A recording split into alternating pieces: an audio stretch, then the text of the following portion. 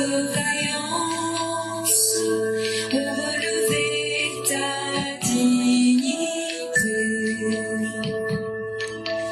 Tes fichères aux côtes d'ivoire, fiers artisans de ta grandeur,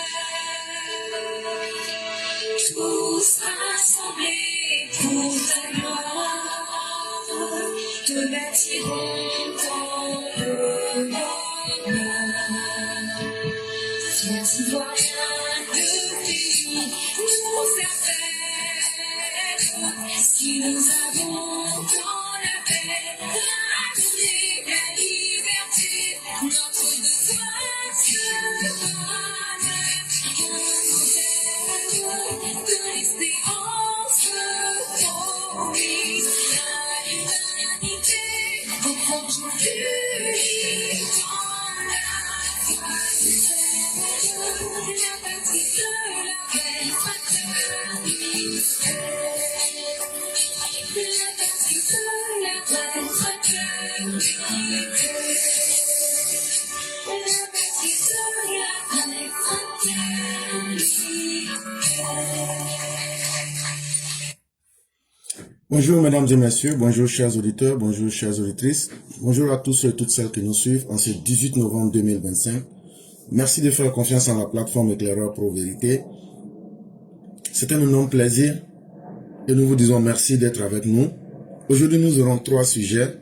Malheureusement nous n'aurons pas d'édito de Mère Blanc compte tenu des obligations personnelles.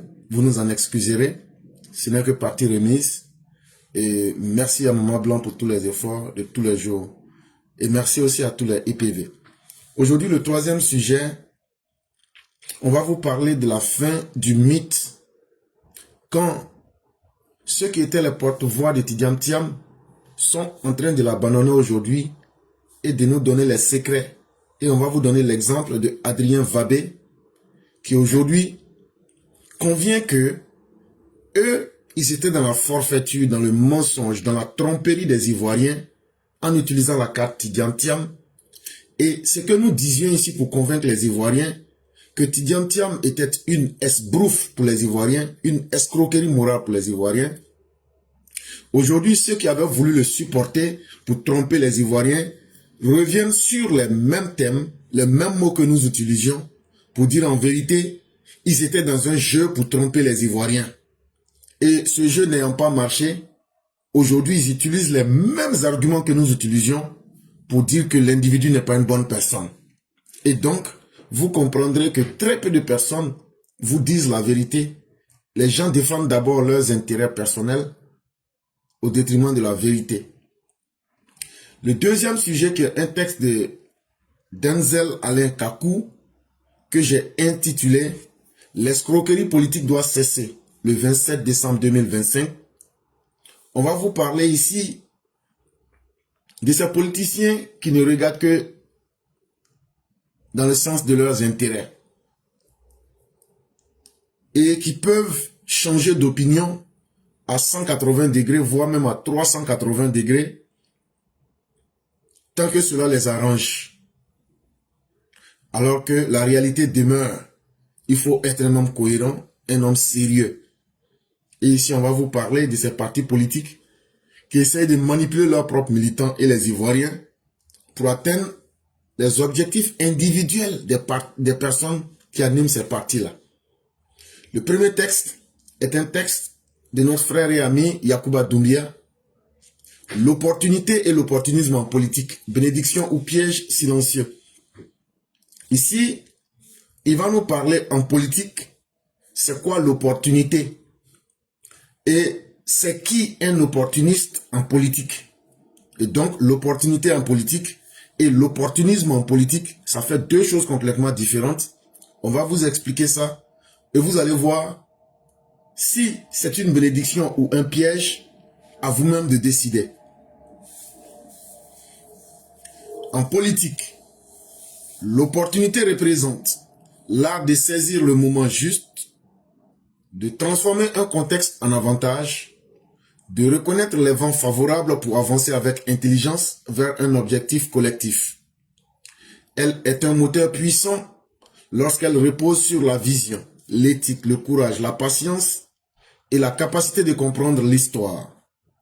Bien utilisée, elle permet aux leaders d'être stratèges, non pas par calcul égoïste, mais par anticipation éclairée. Et donc, il nous explique ici que dans la vie, mais particulièrement en politique, être capable de comprendre et d'apprécier les vents favorables, de savoir choisir les moments qui sont utiles pour avancer avec intelligence, avancer avec une vision, avancer avec le courage, avancer avec la patience, pour pouvoir mieux construire l'histoire. Lorsque vous êtes un homme politique et que vous comprenez ces éléments que je viens de citer, c'est-à-dire que je suis en politique, je veux atteindre un objectif. Mais pour atteindre cet objectif-là, quels sont les éléments qui me sont favorables? Quels sont les éléments qui vont me permettre d'atteindre mon objectif pour que je puisse bien rentrer dans l'histoire? Pour que les gens qui vont venir après moi se souviennent qu'il y a des gens sérieux qui ont passé, qui ont utilisé leur courage, qui ont utilisé leur bonne éducation morale, qui ont utilisé la patience et qui surtout avaient dans leur esprit cette volonté-là de vouloir laisser quelque chose aux générations qui vont venir après. Et ça, une fois qu'un homme qui est dans la politique comprend cela, on dit donc que la personne a compris les opportunités. Et quand on sait bien utiliser ces opportunités-là, on devient forcément un stratège. Et pourquoi? Parce que cela nous permet de pouvoir anticiper sur les événements. On ne se base pas simplement sur le présent, mais nos actes, quand on les pose aujourd'hui, on pense toujours à demain. Et c'est très important. Ça, c'est ce que l'opportunité représente en politique. Cependant, l'opportunité peut basculer. En son contraire, lorsqu'elle se confond avec l'opportunisme, c'est-à-dire la recherche systématique du gain personnel, du poste, de la visibilité ou du prestige, au détriment des valeurs. L'opportunisme n'est pas un atout politique. C'est une fuite vers la facilité, un raccourci, sans fondation, un piège qui finit toujours par dévoiler la véritable nature de celui qui le pratique. Maintenant, l'opportunité que je viens de vous expliquer, son contraire, c'est l'opportunisme. On dit que quelqu'un est opportuniste quand quelqu'un, au lieu d'utiliser les opportunités, au lieu d'utiliser les avantages que lui donne le présent, la personne utilise cela pour rechercher des postes, pour rechercher sa propre promotion, pour rechercher sa propre gloire, pour chercher à faire lui-même son propre avantage. À partir de ce moment donc, la personne, au lieu de chercher à profiter de ce que les événements sont, la personne cherche la voie de la facilité. Dans l'opportunisme, on va rechercher les raccourcis. Or, tout le monde sait que les raccourcis, il n'y a pas de fondation. Les raccourcis sont toujours des pièges qui finissent par se refermer sur ceux qui les utilisent. Un mauvais choix stratégique, dicté par la peur, par la naïveté, par l'ambition démesurée ou par l'envie de plaire instantanément, peut devenir un poison durable dans la carrière d'un acteur politique. Et donc, un acteur politique, quelqu'un qui fait la politique, si tu veux être un opportuniste dans la politique, on va remarquer que toi, tu ne réfléchis pas à demain, tu ne réfléchis pas pour le futur. Tout ce que tu fais, tu t'adaptes à ce que tu vois aujourd'hui. Donc, tu agis selon les événements, tu agis au jour le jour. Et ça, qu'est-ce que ça prouve? Ça veut dire que tu n'es pas quelqu'un qui a des décisions qui sont basées sur la conviction. Ça veut dire que tu es quelqu'un qui a peur de la réalité. Ça veut dire que tu es quelqu'un qui a un esprit faible, donc un naïf. Ça veut dire que tu es quelqu'un qui n'a pas d'ambition, qui peut rester longtemps et que les gens retiendront. Mais ça démontre aussi que toute personne qui est opportuniste en politique, c'est quelqu'un qui a des ambitions démesurées. C'est quelqu'un qui veut avoir son plaisir en même temps. Et ces gens de politiciens, ils ne font pas long feu. Ils ne durent pas dans la politique. Parce que dans la politique, tout ne se choisit pas. Surtout, on ne choisit pas au hasard. Surtout, on ne fait pas des choix sous l'émotion. Et surtout, on ne fait pas des choix pour satisfaire ses intérêts les plus rapides ou bien les intérêts immédiats. Non. Ça demande de la patience. Ça demande de la réflexion. Et ça demande surtout, ça demande de la sagesse. Tout ce que vous voyez dans la vie d'un homme politique, je parle des hommes politiques sérieux, tout ce que vous voyez, ce sont des choses qu'ils ont construites. Il n'y a pas d'improvisation. Quand vous prenez un monsieur comme Laurent Gbagbo, vous voyez que toutes ses actions d'hier se retournent contre lui. C'est parce que tout était improvisé dans sa vie. Il n'a jamais pris le temps. Laurent Gbagbo a été un politicien qui s'est dit, je vais arriver à me faire voir par tous les moyens. Et quand tu veux te faire voir par tous les moyens, ces mêmes moyens que tu as utilisés là vont se retourner contre toi demain. Et c'est ce qui fait que Laurent Gbagbo aujourd'hui, vous prenez ses propos, vous prenez ses actions. Tout se retourne contre lui aujourd'hui. Parce que c'était quelqu'un qui voulait arriver à ses fins avec une rapidité. Mais il n'a jamais pris le temps de construire quelque chose. Et donc tout se retourne contre lui aujourd'hui. Regardez un peu aujourd'hui ses propres militants. Avec les décisions qu'il prend. Non, on n'ira pas aux élections. Oui, on ira aux élections. Ça fait qu'aujourd'hui, si vous êtes sur la toile, vous voyez, tous leurs propres militants sont en train de le désavouer. Tous leurs militants sont en train de le désavouer. Et ils sont en train aujourd'hui de démystifier l'homme lui-même pour lui dire, on pensait que tu étais quelqu'un. Ibrahim Maïga, c'est un plaisir que tu sois avec nous. Et donc, si tu commences à nous suivre, tu seras moins bête. Ne te cache pas sous de faux profils. Je te vois. Et prends mon savoir pour éduquer les Burkinabés. Ça va vous rendre moins chien dans la tête. Et donc, c'est le plaisir que je peux te rendre. Et donc, le cas de Laurent Gbagbo est un cas pratique de ce que l'opportunisme peut représenter comme des malheurs pour un homme qui veut avancer rapidement. Mais qui veut avancer rapidement ne construira jamais rien de solide. Parce que tout ce qui est basé sur l'improvisation, c'est d'abord des choses qui sont faites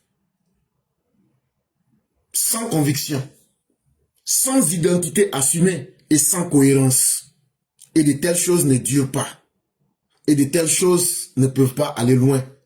Et c'est ça la grande différence entre les politiciens qui s'assument en avançant dans de la vision claire, en avançant avec une identité assumée et en avançant avec une cohérence constante comme le président Ouattara, vous verrez facilement que ces personnes-là, elles évoluent, quelles que soient les circonstances. Ce n'est qu'une question de temps et rien ne peut les arrêter. Et c'est pourquoi vous verrez, quand le président Ouattara dit « je vais atteindre cet objectif », c'est parce qu'il a déjà construit les fondements. C'est parce qu'il s'est déjà donné les moyens. Et donc, seul le temps va justifier de ce qu'il a dit et montrer aux yeux du monde de quoi est-ce qu'il est capable. Et c'est ça la force d'un homme politique. Et donc, quelqu'un qui sait utiliser les avantages que le moment présent lui donne, il les utilise de la belle des manières pour construire quelque chose de durable qui non seulement va impressionner ceux qui sont dans le présent, mais va être aussi capable d'impressionner ceux-mêmes qui viendront après. Et c'est ceux-là qui deviennent des hommes d'État. C'est ceux-là qui rentrent dans l'histoire par la grande porte. Et c'est très important.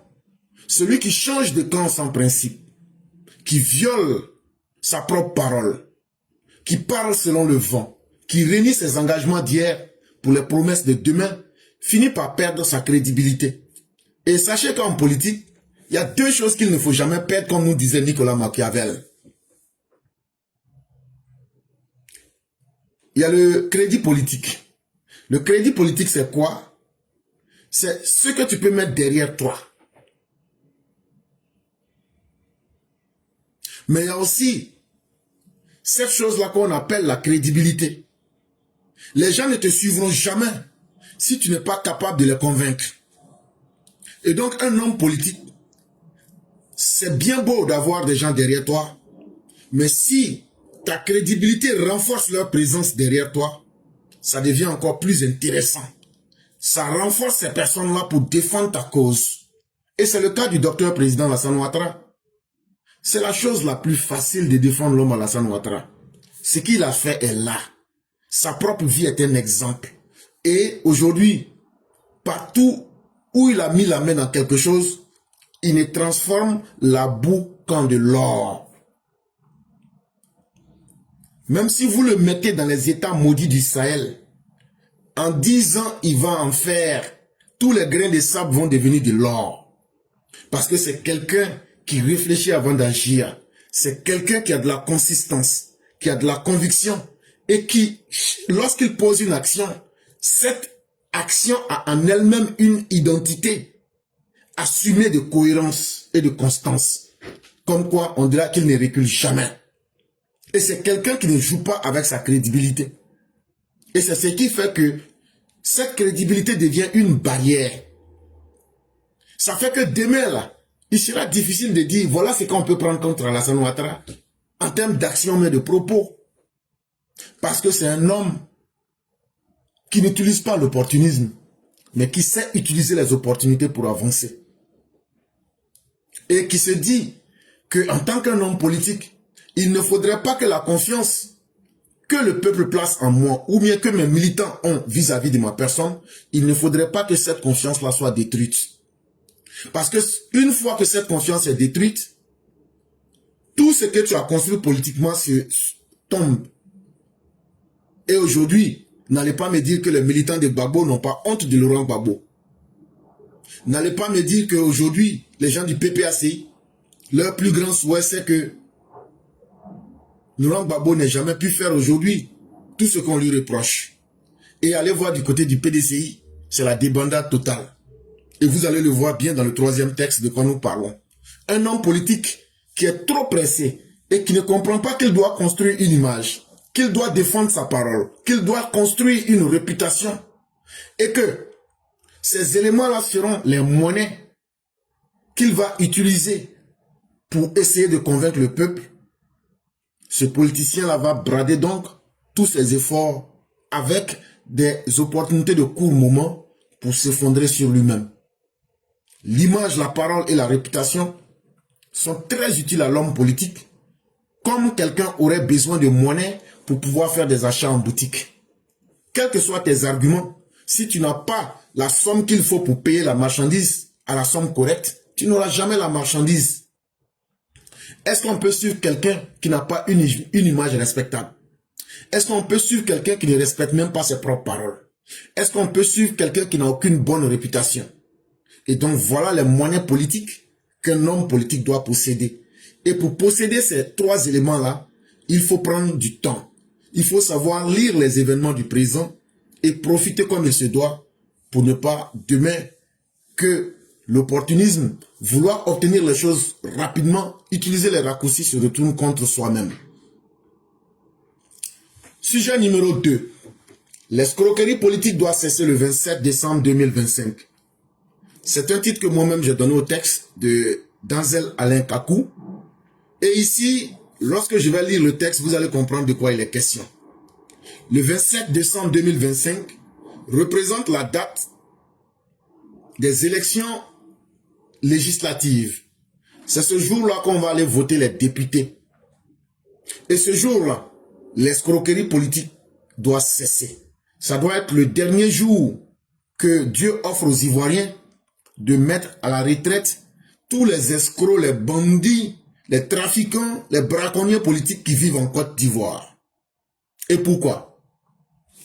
après avoir rué la CEI et son président dans les brancards, dénoncé sa composition comme étant inféodée au RHDP, demandé même sa dissolution et également mettre en cause la liste électorale qui serait truffée de non-ivoiriens, et que sais-je encore, quand on a un peu de dignité, de respect pour les Ivoiriens et pour soi-même, on ne peut pas logiquement, raisonnablement se lever avec toute honte bue, venir déposer son dossier de candidature à cette même CEI, décrier et vilipender. Non, non, non, non, non, non, non, non, non, non, non, non.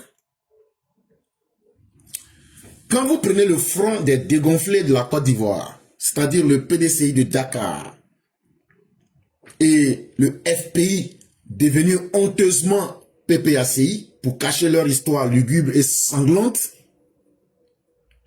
c'est eux qui se sont promenés pour dire à tout le monde, Koulibaly Kubière est le démon. La CEI que vous voyez là, c'est un comité de base du RHDP. En plus de cela, il y a les cadavres qui vont se réveiller le jour du vote pour aller voter. Et puis ceux qui sont là, ce sont des Maliens, des Burkinabés, avec des Zimbabwéens qui vont voter. Les gens de la CEI là, ils sont pas bons. Ceux qui ont dit ça là, on dit on a entendu, on vous a compris. Mais on n'a rien compris. C'est eux qui veulent être députés avec la même CEI, avec le même Koulibaly Kubière, avec les mêmes cadavres, avec les mêmes Zimbabwéens, avec les mêmes Burkinabés, avec les mêmes Maliens qui vont aller voter. C'est là on dit, mais aïe, il y a beaucoup d'erreurs sur la liste électorale là des... Et puis vous allez aller voter, puis comment vous allez gagner pour être député avec toutes ces erreurs-là? Si vous avez refusé d'aller aux élections présidentielles avec toutes ces erreurs-là, si vous partez aux élections des députés là, avec toutes ces erreurs que je viens de dire et que vous aviez dit à vos militants là, vous n'allez pas gagner. Oh. Bon, on n'a qu'à laisser affaire de gagner. Donc vous là même là-haut, votre dignité là, vous n'en avez pas ou bien. Ou bien, même si vous ne vous respectez pas, mais respectez un peu les Ivoiriens au moins. Là où vous n'avez pas pu gagner avec toutes les erreurs qui sont sur la liste électorale, avec les agents de Ouattara qui sont inféodés au RHDP, est-ce que c'est maintenant que vous allez pouvoir gagner? Même si on dit vous ne connaissez pas Kilo là, vous devez connaître au moins sac rempli. Donc ne vous moquez pas de nous quand même. Mais comme c'est des gens qui n'ont pas honte, c'est des gens qui sont nés. Le jour où Dieu même a créé la honte là, c'est ce jour-là, eux, ils sont nés. Donc, ils ont avalé leur honte. Ils se sont cachés, ils sont allés déposer leur candidature. Mais là, vos militants qui vont aller voter là, c'est que là, ce sont eux qui sont les chiens. C'est chiens qui vont vous voter. Toi-même, tu sais que tu ne vas pas gagner quelque chose, mais tu t'en vas faire. Cela ne fait pas sérieux pour celui qui prend. Pour la conscience, le défenseur attitré des Ivoiriens. Donc ça veut dire que votre combat pour défendre les Ivoiriens, pour ne pas que les cadavres viennent voter, pour ne pas que les Boukis viennent voter, pour ne pas que les Mabouliens viennent voter, pour ne pas que les Zimbabwéens viennent voter, pour ne pas que les gens de Kuala Lumpur viennent voter. Ah, donc votre combat pour défendre les Ivoiriens là. Maintenant qu'il s'agit d'aller prendre 3 400 000 francs CFA par mois, donc vous ne défendez plus les Ivoiriens. Maintenant que pour cacher tout le mal que vous avez fait aux Ivoiriens, pour se protéger derrière l'immunité des députés, vous voulez avoir l'immunité des députés pour vous cacher pour qu'on ne puisse pas vous juger pendant 5 ans. Là, comme ça, d'ici les 5 ans, on va oublier ce que vous avez fait. Chers Ivoiriens, beaucoup veulent être députés en pensant que quand ils vont être députés, ils seront protégés et puis on ne va pas les poursuivre pour le mal qu'ils ont fait. Mais les Ivoiriens ne sont pas bêtes. Les Ivoiriens ne sont pas des chiens. On va vous donner la réponse qu'il faut. Et comme on aime à le dire, ça sera la fin de la carabistouille ce jour-là. Non. Monsieur le député, qui ne défend pas les droits des populations qui l'ont élu, mais ceux des personnes qui n'ont rien à voir avec notre circonscription électorale. Quand bien même on est député de la nation. Tous les députés le sont, mais chacun a sa circonscription. C'est ce que les Ivoiriens appellent Papato. Et donc, vous le voyez, c'est eux aujourd'hui qui disaient qu'ils allaient défendre les Ivoiriens. Mais venu le temps de leurs intérêts, ils ont oublié leurs propres propos. Maintenant, là, ils sont dans une course aux ventes. C'est ça qu'on appelle Papatoya. Les gens de l'opposition, PPAC et PDC qui veulent être députés, là, ce sont des papatos. Les Ivoiriens ne vous ont pas dit et n'ont jamais placé leur confiance en vous pour défendre leurs intérêts. Vous avez dit que vous allez lutter pour que la CEI soit correcte.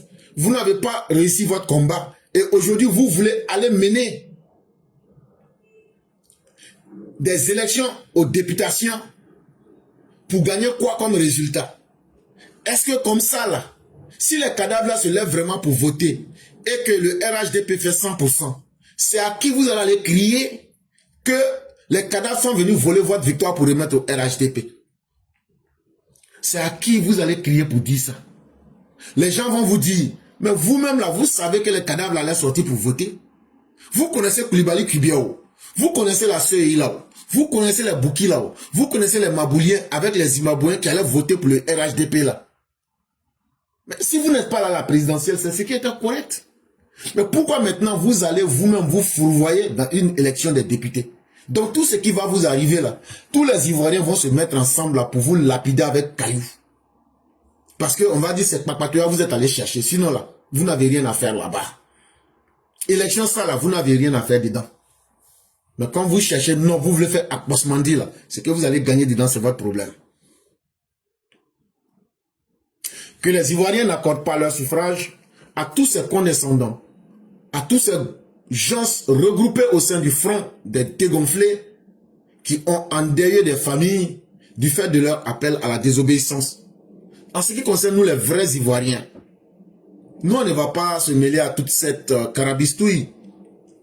Nous on va aller vous sanctionner en ne vous votant pas, c'est tout.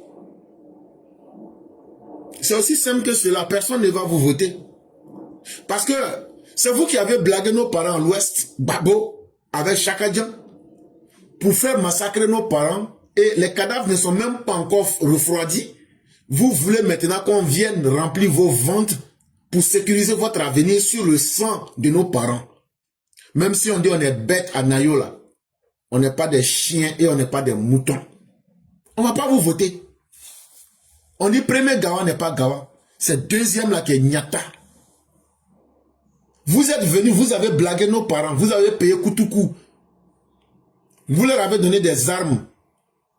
Aujourd'hui là, vous les avez blagués. Beaucoup sont aujourd'hui dans les morgues. Vous n'êtes même pas venus nous aider à les enterrer. Vous voulez qu'on n'a qu'à aller vous voter. On n'a qu'à aller pour rendre votre avenir meilleur. Vous allez bien manger à Abidjan. Vous allez bien dormir. Vous allez avoir 3 400 000 francs. Et puis vous allez vous moquer de notre souffrance. Donc là, en réalité là, vous buvez notre sang comme de la manière on boit Bandji. Quand ça va enlever Bandji là, et puis on met feu en bas, et puis ça goûte là. C'est comme ça, vous ouvrez votre bouche pour boire nos sangs. Nous, on a compris ça. Nous, on va même pas vous voter. Nous, on va plus vous voter. Même si on vote pas RHDP là, vous là, on va pas vous voter aussi. Parce que vous nous avez trahis. Mais vous nous avez gravement trahis. Et venir encore se moquer de nous pour nous dire on n'a qu'à aller voter pour vous là. Si nous, on s'en va vous voter là. Même si le ciel tombe sur notre tête là, c'est que Dieu même a raison. En 2026, tous ceux des candidats aux législatives de décembre 2025 qui ont dit appartenir au Front commun devraient être battus dans toutes les circonscriptions électorales de sorte qu'ils ne siègent plus à l'Assemblée nationale. Et ce que je peux dire aux gens du RHDP là, arrangez-vous, hein. Les gens qui sont dans l'opposition là, surtout ceux qui étaient déjà députés là, arrangez-vous. Demandez dans les communes où vous êtes, dans les villes où vous êtes là. Faites tout pour réveiller les cadavres. Faites tout. Les cadavres que vous n'avez pas pu réveiller pour aller voter à la San Ouattara là. Faites tout, demandez aux cadavres là. Payez brosse à dents, ils n'ont qu'à se brosser le 27 décembre 2025. très tôt le matin, payer Garba 50, 100 francs, 100 francs pour eux. Avec poisson thon 200, ça fait 300. Et dites-leur, ils n'ont qu'à manger. Et puis ils n'ont qu'à aller dans les bureaux de vote. Ils n'ont qu'à aller voter assez. Appelez tous les bouquis que Laurent Gbagbo prenait à son époque pour voter là. Le bouquet qui a défenestré les gars à Nayo là. Dites-lui là qu'à venir voter. Et surtout appeler les Mabouliens et aller voter pour que les députés du PPACI, du PDCI là, ils n'ont qu'à faire zéro présence à l'Assemblée nationale. Là, quand c'est comme ça là, ils vont être capables de savoir si ils doivent défendre les intérêts des Ivoiriens ou bien si c'est eux leurs intérêts qui sont importants plus que vous les Ivoiriens là. Ils vont comprendre ça. Et ça sera à nous de décider de cela. Ça ne sera pas aux politiciens. Ne vous laissez pas distraire. Sanctionnez-les correctement. Pourquoi? Parce que ce sont des hors-la-loi. Si tu votes un bandit, si tu votes un brigand, si tu votes un hors-la-loi, si tu votes un voleur, tu es en train de décider de creuser ta propre tombe. Ce sont ces hors-la-loi là qui ont poussé les jeunes à semer le désordre en octobre, qui ont cassé les bureaux de vote, qui ont poussé les gens à l'insurrection. Et avant que la justice ne puisse finir avec eux là, ce sera à vous les populations de les mater dans les urnes pour qu'ils se souviennent que vous n'allez plus vous amuser avec les politiciens. Et comme ça, ils vont comprendre qu'ils ne doivent plus jamais s'amuser avec vos vies. Le troisième et dernier sujet, la fin du mythe. Vabé lâche son brouteur. Adrien Vabé, là, fallait pas le voir. On dirait un facochère en chaleur. Ils étaient derrière Tidjane Thiam. On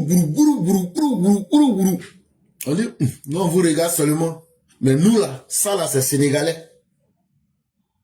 Quand je regarde Gueule ça là, c'est noir comme pour les tout couleurs du Sénégal. Il vient de Dagana.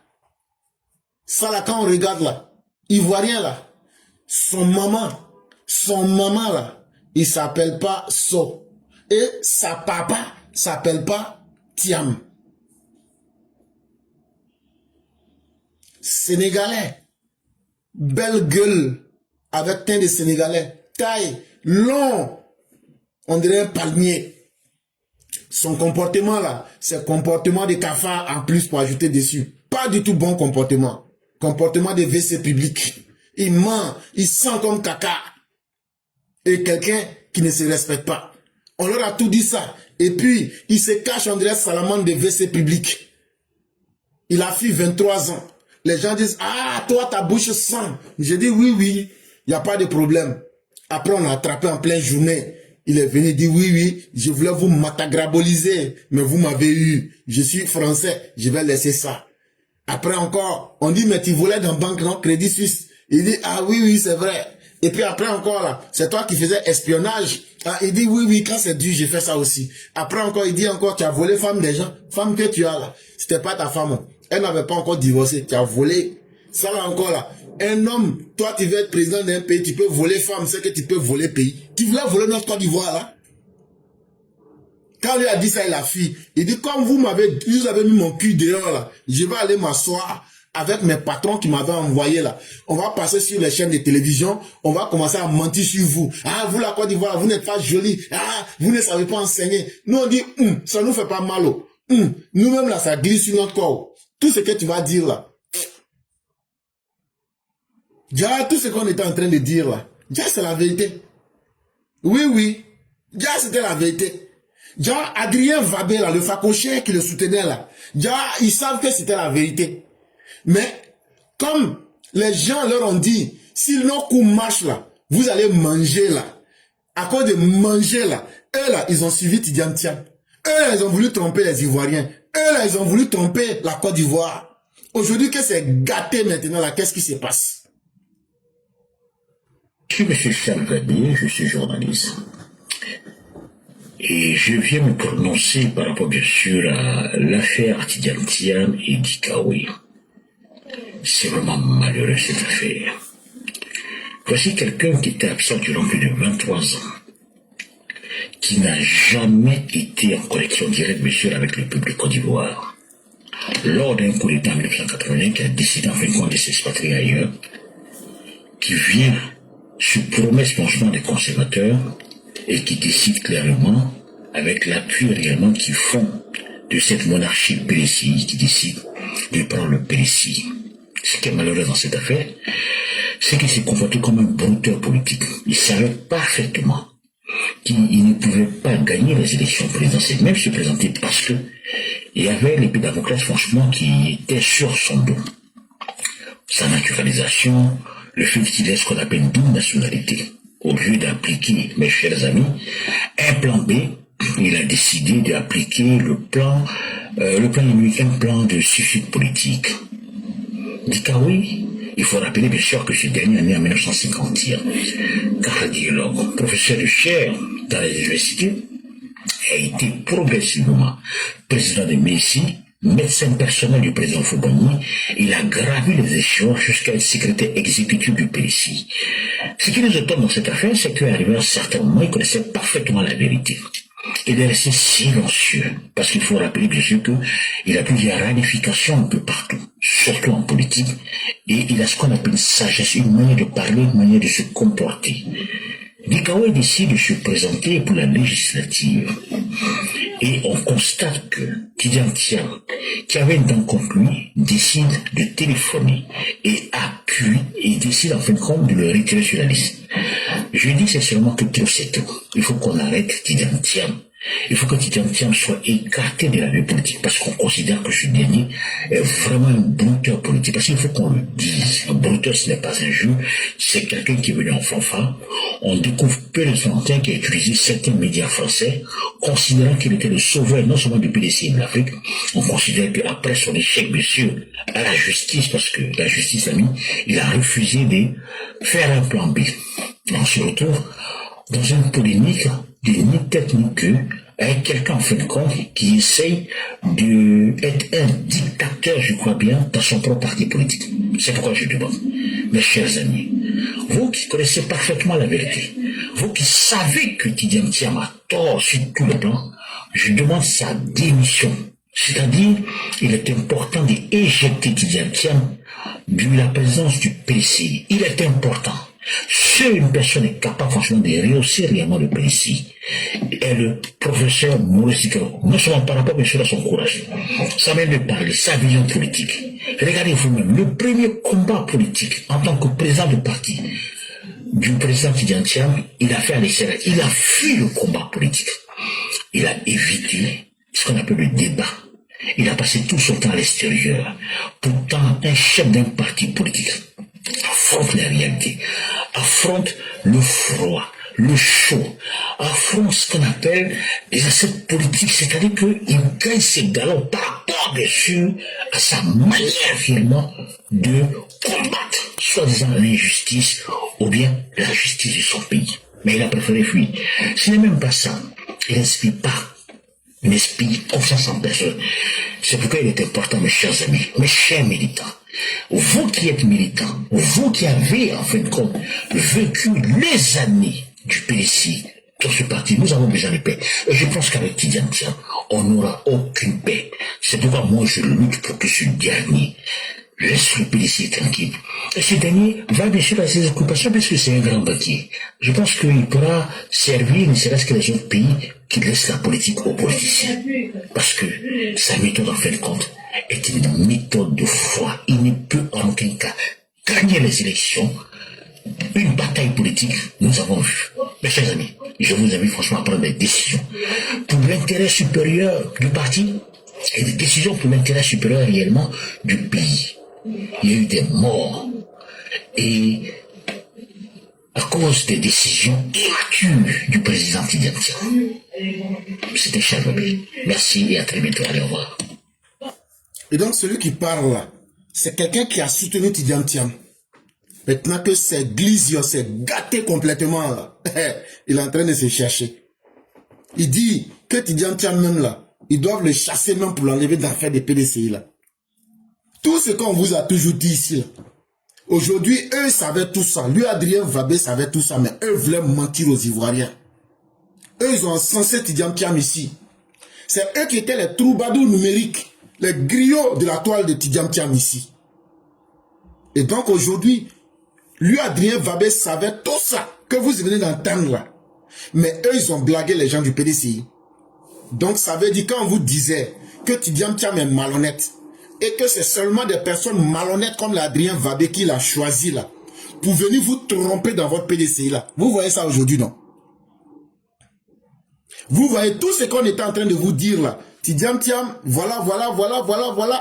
Il dit même que Tidiane Thiam, il était soutenu par des journalistes et une partie des Français. Et je vous ai toujours dit ça ici. Qu'il y a des intérêts français qui veulent pousser Tidiane Thiam. Pourquoi? Parce que ce n'est pas la première fois. On a vu le même cas au Bénin avec M. Zinsou.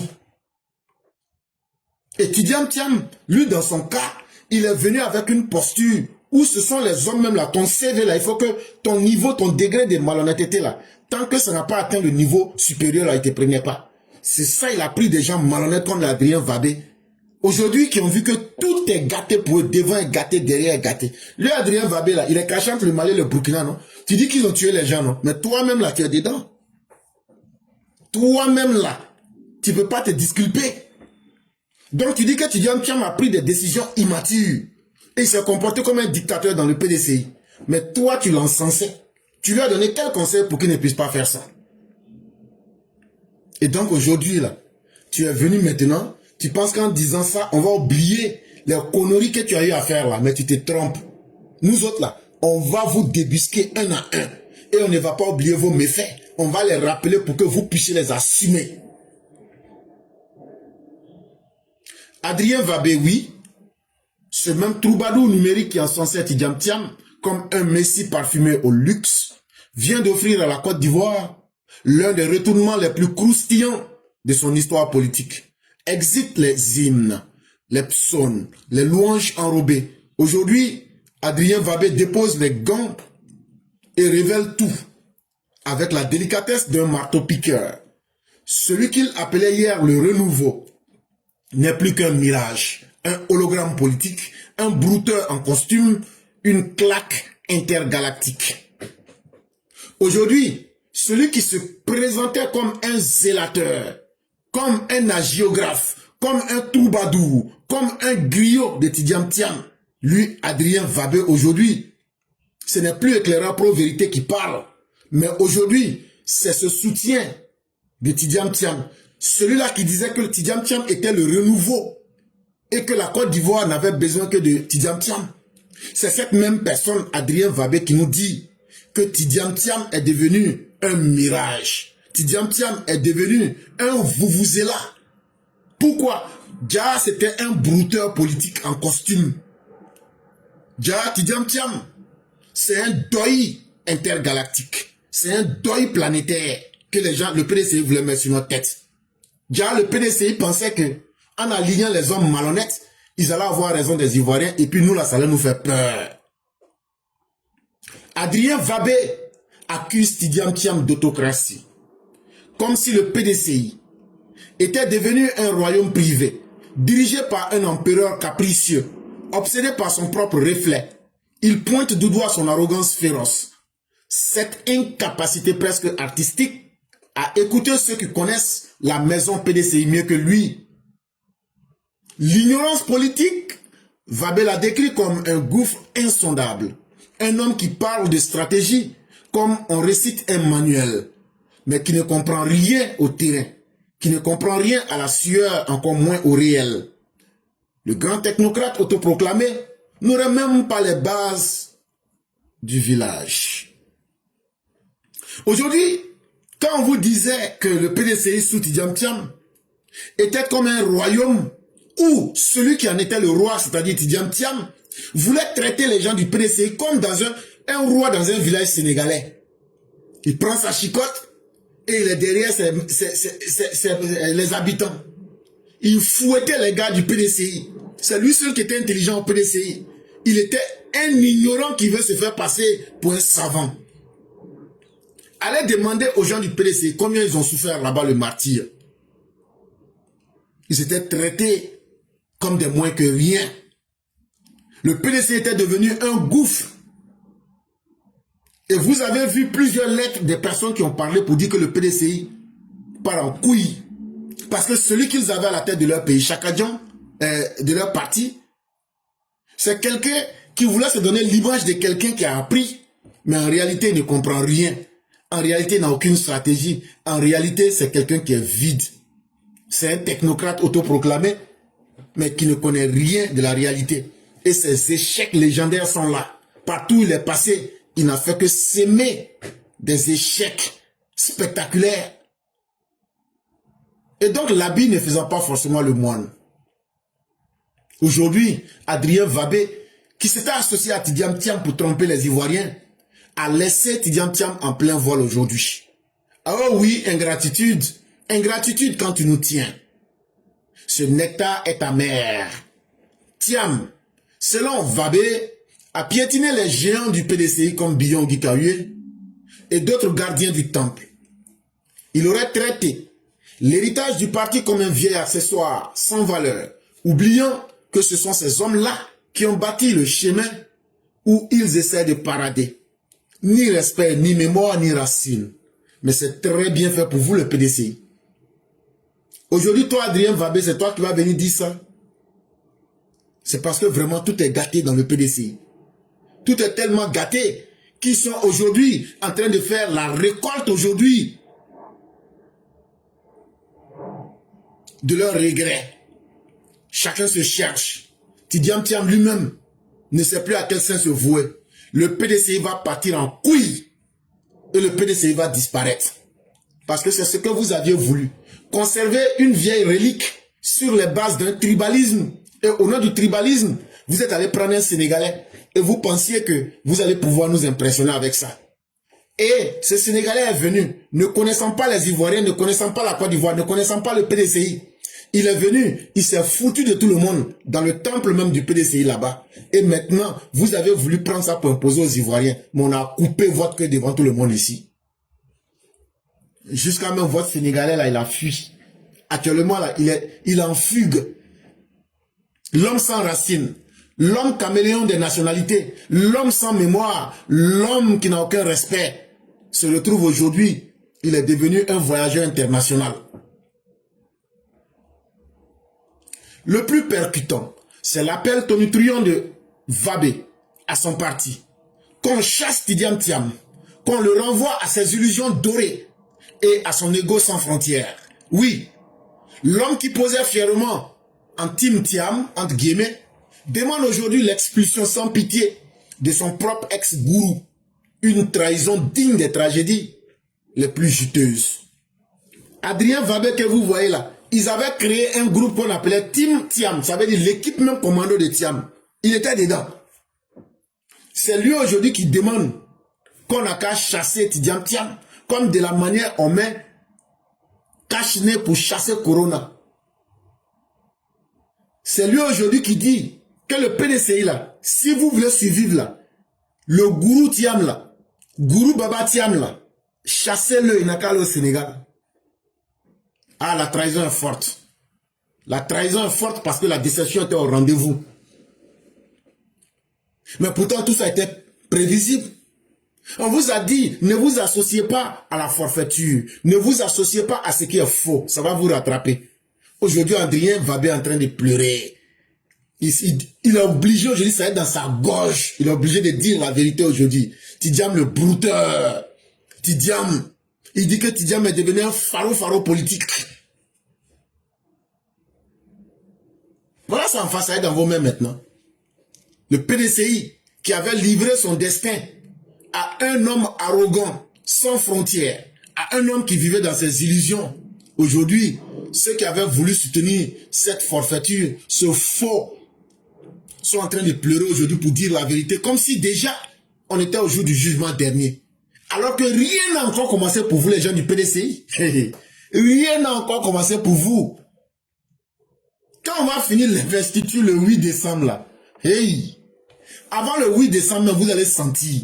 Mais après le 8 décembre, là, c'est là que vous allez connaître Alassane Ouattara. Il n'a plus rien à perdre. Tout ce qu'un homme peut faire, là, Il a déjà fait. Toute la reconnaissance internationale, il a ça. C'est maintenant là, vous allez le connaître. On dit que la fin d'un homme, dans le meilleur des cas, doit être mieux que son début. C'est ça, vous allez comprendre maintenant. Donc, les gens du PDC sont en train de se renier eux-mêmes en pensant que cela va leur apporter des espoirs pour être sauvés. Mais c'est peine perdue. Ce remaniement n'est pas un simple divorce. C'est un diagnostic, une sentence, une autopsie publique. Quand le scribe répudie son prophète, quand le fidèle crache sur son idole, c'est que le théâtre s'est écroulé et que le projecteur éclairait enfin la supercherie. Ceux avec qui Tidiane Thiam avait voulu tromper les Ivoiriens là, Adrien Vabé en fait partie. Chers parents, quand toi tu veux faire un coup avec quelqu'un et puis la personne sort pour venir te guaiser, Adrien Vabé là, tromperie que Tidiane Thiam voulait faire là, de la même manière que les gens du matriarcat, et puis on a mis leur cul dehors là, Adrien Vabé était dedans. Maintenant que c'est gâté là, Adrien Vabé est en train de guaiser, d'exposer Tidiane Thiam à la place publique. Et ce qu'il dit là, ce sont les mêmes vérités qu'on vous a toujours dit ici. Et donc, il revient pour nous dire, vous avez eu raison. Nous-mêmes, là, on voulait vous cacher les réalités. Mais aujourd'hui, on ne peut plus cacher. Parce que si on veut cacher là, nous-mêmes, là, ça ne sera pas bon pour nous-mêmes. Et le PDCI, ça va nous aider. Et c'est pourquoi j'ai dit que Tidiane Thiam nous a beaucoup aidé dans notre travail.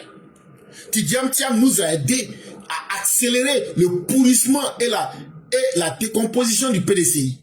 S'il y a quelque chose, on peut lui dire merci là. Il nous a beaucoup aidé à dépiécer le PDCI. En tout cas, on savait que le PDCI était un parti en fin de vie, mais venir nous aider à accélérer le processus de décomposition, Tidiane Thiam nous a vraiment aidé. Et ce n'est pas maintenant qu'on va se reposer. Quand toi-même le fétiche que tu as fabriqué là, tu te retrouves en train de pisser et puis cracher sur ton propre idole, sur ton propre fétiche là, c'est que c'est chaud derrière toi. C'est que c'est vraiment chaud au PDCI. Quand tu vois quelqu'un, le prophète même que toi-même tu suis là, tu viens pour l'abandonner en plein public, c'est que vraiment, votre supercherie là, c'est que c'est vraiment gâté entre vous. Et donc nous, on ne peut que s'asseoir dans les gradins et puis les applaudir, sans supporter qui que ce soit. C'est comme les gladiateurs, celui qui va gagner la preuve, on va l'affronter. Et donc au PDCI là, ça là, les élections législatives là, vont venir vous montrer votre vrai poids. Les quelques députés que vous avez là, ça va tomber encore. S'il y a quelque chose qu'il faut rechercher dans ces élections-là, c'est comment vous affaiblir le maximum possible. On va vous laisser peut-être 1 ou 2 députés comme ça. Là, quand c'est comme ça, là, vous allez vous asseoir. Si votre hypocrisie, si c'est ça qui va vous permettre d'exister, et le mal que vous avez fait aux Ivoiriens, si vous avez toujours l'arrogance de ne pas demander pardon, là, on va prendre nos pieds là pour marcher sur vos ventres jusqu'à ce que vous puissiez vomir les fétiches qui sont dans vos ventres là, avec la haine qui est dans vos cœurs là. On va vous faire vomir ça. Nous autres là, notre objectif là, c'est de faire disparaître votre PDCI là. On ne le cache pas et je l'ai toujours dit. Tant que vous serez arrogant, le mal que vous avez fait de l'ivoirité là, vous n'allez pas demander publiquement pardon, que c'est vous qui avez provoqué la guerre civile en Côte d'Ivoire. C'est vous qui avez fait que la Côte d'Ivoire, les familles ont été endeuillées par les politiques de Bédier là. On ne va jamais vous pardonner et on ne va pas vous louper. Si on échoue là, c'est qu'on a échoué. Mais avant qu'on va échouer là, on va vous montrer aussi tout le mal qu'on peut vous faire. En vous dépiéçant pour que vous disparaissiez totalement. Au fond, Adrien Vabé ne fait que mettre en lumière ce que tout le monde chuchotait. Derrière le sourire calibré, les promesses en mode start-up et le costume hors de prix, il n'y avait qu'un illusionniste ambitieux, un brouteur politique, mais version premium. En réalité, pour tous ceux qui sont des vrais élèves de la classe, tout ça, on le savait déjà. Mais la précipitation avec laquelle les gens viennent confirmer la vérité que nous vous avions dites ici. La précipitation avec laquelle le PDCI est en train de partir en déconfiture. La précipitation avec laquelle le PDCI part en couille. Ça vient aujourd'hui démontrer que le brouteur qu'ils avaient fabriqué de toutes pièces n'était qu'un vuvuzela, n'était qu'une illusion qu'ils avaient voulu vendre aux Ivoiriens en pensant que les Ivoiriens ne sont pas suffisamment intelligents. On vient de vous montrer que nos yeux sont dégâts et que c'est pas nous vous allez blaguer. Et donc finalement le rideau est tombé. Tidjam Thiam ne reviendra plus de son exil. On vous dit des vérités qui peuvent vous choquer. S'il revient, on l'attrape, c'est la prison directe. Maintenant, on souhaite qu'il révèle le Mandela qui est en lui. S'il voit Tidjam Thiam là, il s'amuse là. C'est que le monsieur a dit, c'est la vérité. Hein? S'il s'amuse, qu'il met les pieds en Côte d'Ivoire, dès qu'il vient, on l'attrape, on le met en cabas. Si c'est faux, mais c'est vrai, là, il n'a qu'à venir. On n'a pas lancé mandat d'arrêt contre lui, rien. Mais lui-même là, il a déjà créé sa propre prison en Côte d'Ivoire. Et nous, on ne va pas le louper. Il n'y aura pas de dialogue politique. Il n'y aura pas d'accord sous les tables. Chacun va assumer la dureté de ses actes. C'est Côte d'Ivoire, toi tu voulais prendre la vie des Ivoiriens. Toi tu voulais prendre ça en dessin animé pour faire expérience sur les Ivoiriens. Il fallait aller essayer ça sur le pays de ton papa. Un pays qui est en train d'être décomposé. Un pays qui est dans le vide. Il faut aller essayer ça sur le pays de ton papa. C'était pas sur la Côte d'Ivoire. Et donc ces fils d'étrangers là, vous les Ivoiriens comme les Adrien Vabé qui s'étaient ajoutés sur eux là, vous êtes tous les complices et les malfaiteurs du pays. Ne l'oubliez pas. On vient de vous dévoiler. Et toi Adrien, vous qui l'avez blagué en pensant qu'il avait des milliards et que vous là, vous allez bénéficier de ces milliards. Et que s'il avait pu, par sa forfaiture, s'il était arrivé au pouvoir, vous allez avoir des grands postes. Aujourd'hui, vous avez constaté que tout est gâté. Vous qui l'aviez gonflé comme un ballon d'hélium politique. C'est vous qui êtes les propres artisans de sa chute. Et la chute, elle est magnifique. Parce que ça nous plaît. Il n'y aura pas de pitié. On va frapper là où ça fait mal. Mesdames et messieurs, c'est ce que nous pouvions faire aujourd'hui. Je dis merci à tous ceux qui nous ont suivis. Tous ceux qui ont aimé ce que nous avons fait. C'est toujours un plaisir pour nous de vous apporter ce que nous pouvons. Malheureusement, aujourd'hui, comme je vous le disais, Mère Blanc, tenu par des obligations, n'aura pas pu nous offrir aujourd'hui l'édito. Mais ce n'est que partie remise et nous souhaiterions que vous puissiez accepter humblement nos excuses. Et donc, cela dit, tous ceux qui voudraient la parole déjà, vous savez qu'en semaine, nous aussi, nous devrons aller chercher le pain quotidien. Et donc, tous ceux qui voudraient prendre la parole, nous vous demandons de vous signaler le plus tôt possible afin que nous puissions vous donner la parole. Et donc, on va laisser 1 minute. Nous sommes à la 19e minute, voire la 20e minute. Nous allons laisser jusqu'à la 21e minute pour être très efficace afin que ceux qui voudraient s'exprimer se présentent pour qu'on puisse gagner en temps et être très efficace. Et donc, il y a déjà Maman Buanik, qui s'est déclarée. Elle est la seule pour l'instant. Et donc, nous allons attendre jusqu'à la 21e minute pour être plus précis et plus efficace, pour ne plus revenir en arrière.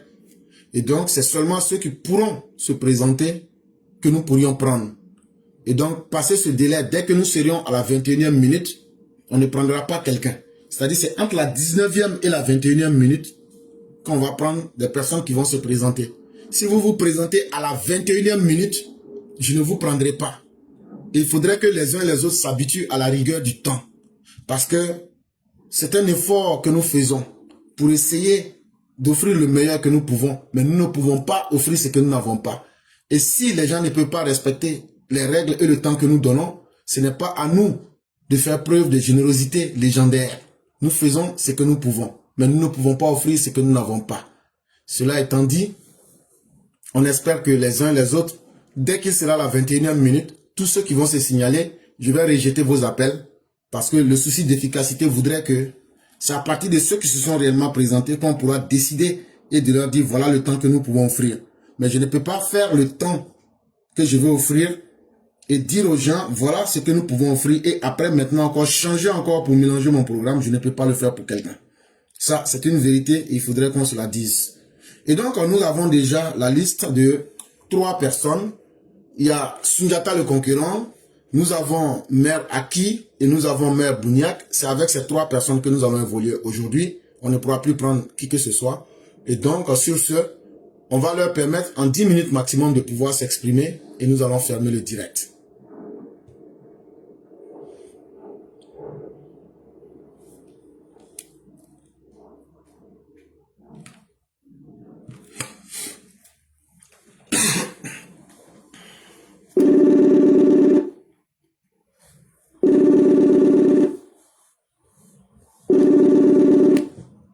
Allô?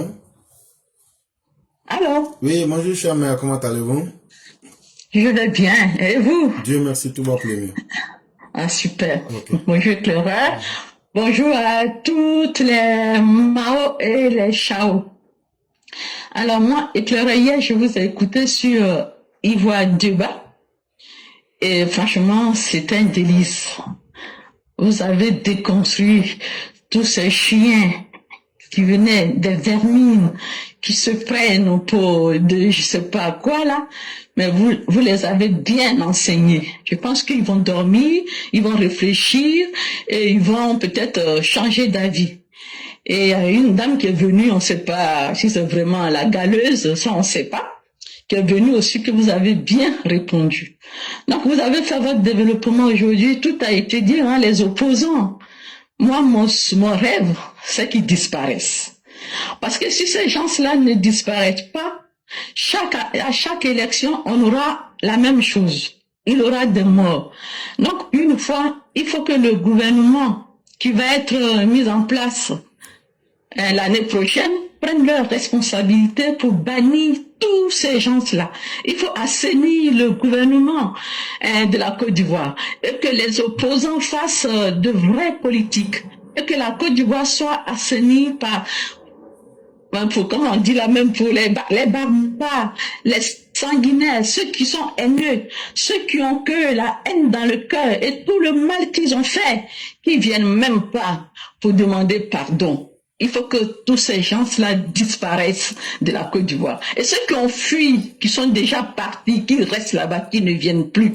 Nous ne voulons plus la barbarie dans notre pays. Nous avons la chance d'avoir un pays comme la Côte d'Ivoire. Nous avons la chance d'avoir un président comme Sam Alassane Ouattara. Protégeons notre pays. Protégeons ceux qui veulent la paix. Et que la Côte d'Ivoire soit en paix. C'est tout ce que nous voulons. Ne gâchons pas notre pays. Ceux qui veulent plus être ivoiriens, mais quittez la Côte d'Ivoire, allez-y ailleurs. Vous pouvez partir et puis revenir, je sais pas, dans 50 ans. Mais le RHDP sera toujours au pouvoir. Tant que vous allez vous comporter comme ça, le RHDP sera toujours au pouvoir.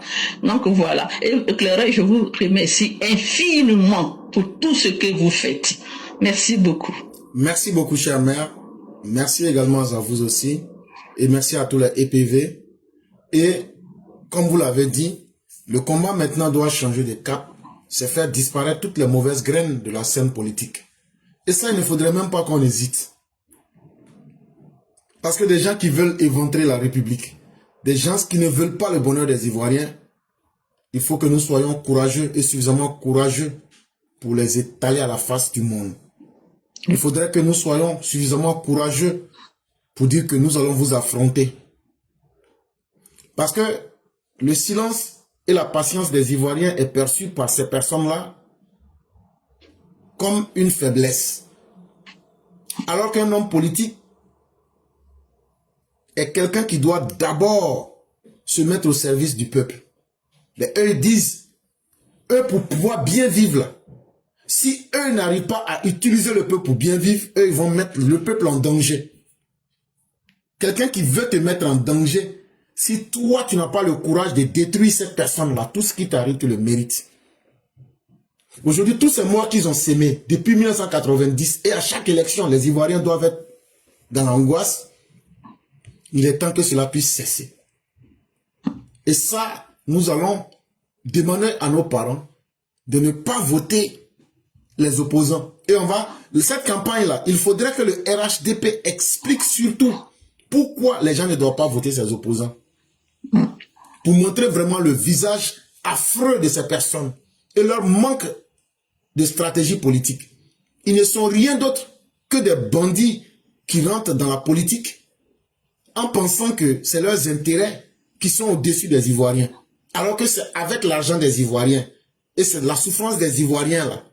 Si eux n'arrivent pas à faire souffrir les Ivoiriens pour avoir leur argent, il faudrait qu'ils mettent les Ivoiriens en enfer.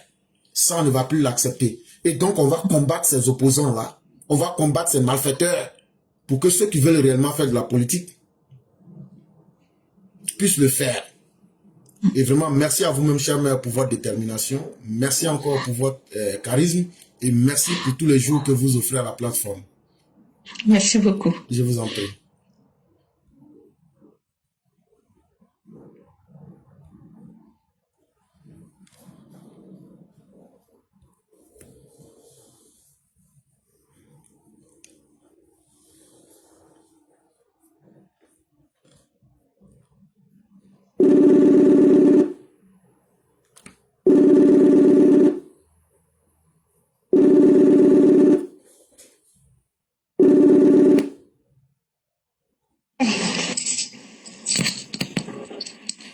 Bonjour, Clara. Bonjour, chère mère, comment allez-vous? Oui, je vais bien. Clara, question toute simple, hein, parlant des députés, de la députation. À combien mesurez-vous le degré de bêtise qu'a fait un de nos ambitieux à la candidature législative, qui est, je crois, Touré Souleymane, le grand pleurnichard, je le surnomme comme ça. Et donc, à quel degré mesurez-vous la bêtise qu'il a faite, en fait? Parce que, franchement, c'est tout aussi humiliant que lui, sa famille, que nous-mêmes au RHDP. Merci beaucoup. Oui, cher, mais la question elle est très simple. Hein. À travers le cas Konaté Sriki, j'ai répondu à la bêtise de toutes ces personnes. Pour être vrai, ce serait la même réponse. Mais, une chose est évidente, ils se sont eux-mêmes grillés politiquement. Parce que toutes les personnes qui plaçaient un certain niveau d'espoir en ces personnes ont compris que c'est des gens qui sont là pour l'opportunisme. Le poste que lui, il occupe aujourd'hui, est-ce que c'est son intelligence et sa force qui aurait pu le lui donner? Je ne crois pas. Mais c'est des gens qui sont trop pressés et qui veulent faire maintenant, qui veulent imposer des feuilles de route au parti. Voilà un peu comment moi je vois cette affaire. Et les mêmes propos que j'ai tenus par rapport à Sriki, ce seraient les mêmes propos que je tiendrais aussi par rapport à sa personne pour dire que il nous a beaucoup déçus quand même. Moi quand même, à travers certains actes qu'il posait, je plaçais quand même quelques espoirs en lui, de quelqu'un qui était proche des populations et de quelqu'un, mais je viens de découvrir que l'intelligence n'est pas là. L'intelligence de l'homme politique n'est pas au rendez-vous. Et donc quand c'est comme ça, ça fait que finalement on se dit bon, comme lui-même il a pu déjà montrer qui il est, il va aussi pouvoir assumer les conséquences. Mais c'est quand même assez triste pour lui. Voilà un peu ce que j'aurais pu dire.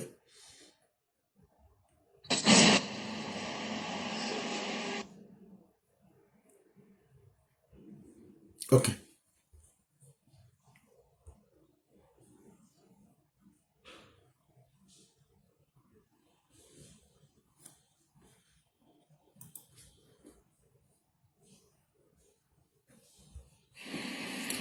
Bonsoir à tout le monde, je prends la parole avec un énorme plaisir pour m'exprimer sur le sujet sécuritaire. Les élections sont définitivement terminées, mais vous savez que la question sécuritaire reste d'actualité tous les jours, toutes les heures, toutes les minutes et toutes les secondes. Donc, fort de cela, nous voyons très bien que les régions du Bunkani, du Tulogo, du Gontougou, de la Bagoui, du Folon, du Kabadougou et du Poro doivent toujours faire l'objet d'un suivi sécuritaire en temps réel. De cette même manière, les villes d'Abidjan, Yamoussoukro, Bouaké, Kourogo, Man et Daloa doivent également toujours faire l'objet d'un suivi en temps réel sur le plan sécuritaire. L'un dans l'autre, au-delà de mobiliser les forces de défense et de sécurité dans ces villes et régions, il convient de mobiliser également la jeunesse pour contribuer au renseignement, aux dénonciations et surtout à la veille sécuritaire.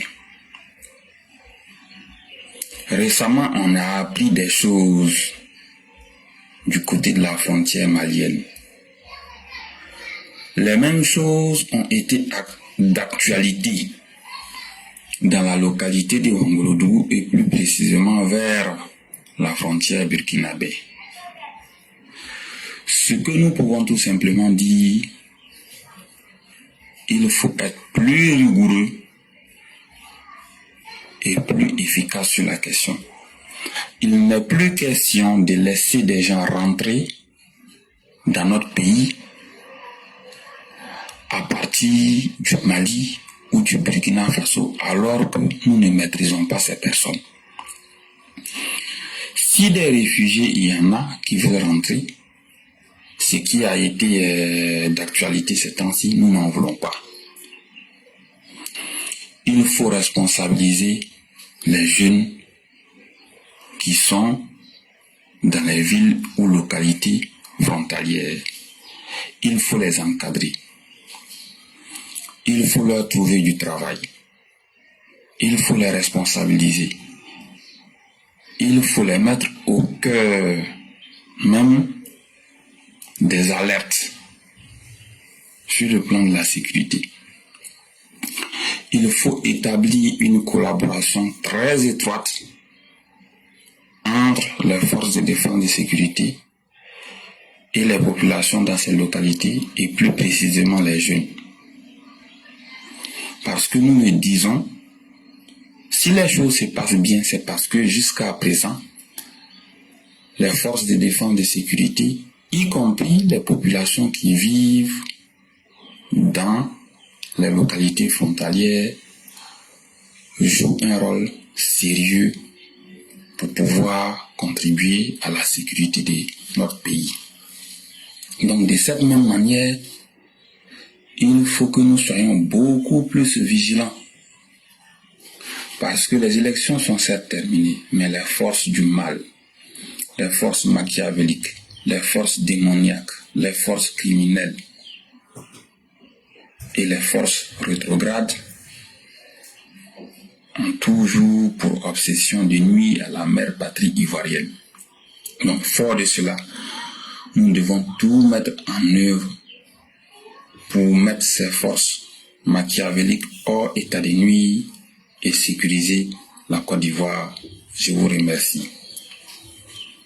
Merci infiniment à Souniata le concurrent. Merci de toujours vous soucier de la population tout entière et de faire des propositions assez concrètes et aussi claires. Et sachez que vos propositions sont tellement importantes que toute personne qui comprend l'utilité devrait s'en saisir. Et chers frères, je peux vous en faire l'assurance, et ça sera chose faite. Et les autorités sécuritaires ainsi que la population, il faut les féliciter et les encourager davantage. Et surtout la question du Mali et des réfugiés actuels, comme on a dit, il n'y a jamais de problème sans solution. Et pour moi, on peut déjà, en collaboration avec le HCR, décider des zones de tampons et sécuriser cette population à l'intérieur même des pays, de leur pays d'origine, pour ne pas que cela devienne une menace sous-régionale. C'est très important, parce que l'expérience a voulu aussi et nous démontre que tous les pays qui accueillent ce genre de réfugiés dus au terrorisme, ces pays-là, tôt ou tard, se voient confrontés aux questions de terrorisme. Et donc, pourquoi ne pas innover et essayer? Les partis qui sont encore sous contrôle et en sécurité, essayer de canaliser ces populations et de les bloquer dans ces zones. Je crois que c'est plus facile de les contrôler et c'est aussi une manière de sécuriser les États qui ne sont pas encore sous influence ou bien sous la menace djihadiste. Et je crois que les conseils que vous venez de dire, avec surtout l'appui humanitaire qui va avec, c'est quelque chose que déjà nos gouvernants font et seulement qu'il faut pérenniser, accentuer et cela va donner les résultats qu'il faut. Quand quelqu'un a déjà une raison de vivre et a les arguments qu'il faut pour pouvoir bien vivre, je ne vois pas pourquoi cette personne-là va aller sacrifier sa vie à une bêtise que serait le djihadisme ou soi-disant le terrorisme. Ce n'est vraiment pas honorant pour l'humanité. Et donc, merci de ce que vous avez dit. Et on espère bien que les uns et les autres vont en prendre connaissance.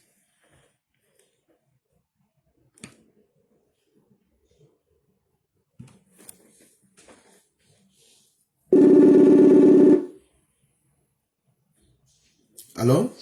Allô? Oui, bonjour. Chef frère. Oui, comment allez-vous? Oui, bonjour. Donc, merci de me donner la parole. Donc, vraiment, chef frère, devant ton auditoire, je voulais te tirer mon chapeau. Je ne sais pas si vous vous rappelez, l'affaire Ousmane Sonko et le président sénégalais actuellement, vous avez parlé de cette affaire-là. Moi, je me souviens, ça fait à peu près 5 mois. Et aujourd'hui, ce que vous avez dit là, c'est ce qui est en train de se réaliser. C'est une manière de vous dire que aujourd'hui, votre crédibilité ne souffre d'aucun doute. Vous faites l'unanimité partout. Et nous qui sommes tes élèves de la classe, nous sommes fiers de toi. Donc ça, c'était pour commencer. Maintenant, moi, c'est une question que je souhaiterais te poser. Est-ce qu'il ne faut pas craindre la disparition de ces partis politiques-là qui ont tant endeuillé la Côte d'Ivoire? Effectivement, c'est ce que même j'ai tenté de démontrer aujourd'hui, que vu ce qu'il représente en termes de menace pour les Ivoiriens, l'image que Laurent Gbagbo aura laissée, c'est que il ne faut pas croire à l'autorité de l'État, il faut contester l'autorité de l'État pour arriver au pouvoir. On est d'accord sur ça. Quelqu'un qui a contesté l'autorité de l'État et qui est venu par le pouvoir, par la violence, est-ce que cette personne peut espérer qu'on puisse la laisser diriger en paix? Non. Et donc, ça sera un cycle de violence. Si Soro Guillaume prend le pouvoir, non seulement les haineux, les tribalistes vont le combattre, mais lui-même là, il ne veut pas prendre le pouvoir par la voie légale. Si Blé Goudé prend le pouvoir, vous pensez que son historique va permettre aux Ivoiriens qui sont victimes de Blé Goudé de le laisser en paix? Non. Donc vous voyez qu'on est dans un engrenage où le fait que c'est la violence qui justifie le cycle de la politique en Côte d'Ivoire, c'est le danger qu'il faut éviter. Et pour moi, tous ces hommes politiques-là, déjà beaucoup se sont compromis avec des actes de violence. C'est le moment le plus important que le gouvernement devrait utiliser pour disqualifier tous ceux qui sont en lien avec la violence. Par exemple, Soro Guillaume s'est pris la perpétuité. C'est un très bel exemple. Et donc demain là, on ne pourra pas me convaincre que un monsieur comme Damana Picasse ne puisse pas se prendre la perpétuité. Parce que quand on parle, les gens disent, mais est-ce que ce que tu dis est possible? C'est possible parce que ça existe. Les exemples sont là. Soro Guillaume est actuellement sous la perpète. Il est là par une condamnation à la perpétuité. Et qu'est-ce qui fait donc que les autres ne peuvent pas? Un Damana Picasse, c'est que le minimum pour lui, c'est la perpétuité. S'il y avait la peine de mort, c'était la chose qu'il fallait appliquer, et en public. Aujourd'hui, si Laurent Gbagbo est reconnu, aujourd'hui, sans se mentir, un gouvernement qui ne prend pas des actions concrètes pour construire l'histoire de demain sera un gouvernement qui va subir la sanction de l'histoire.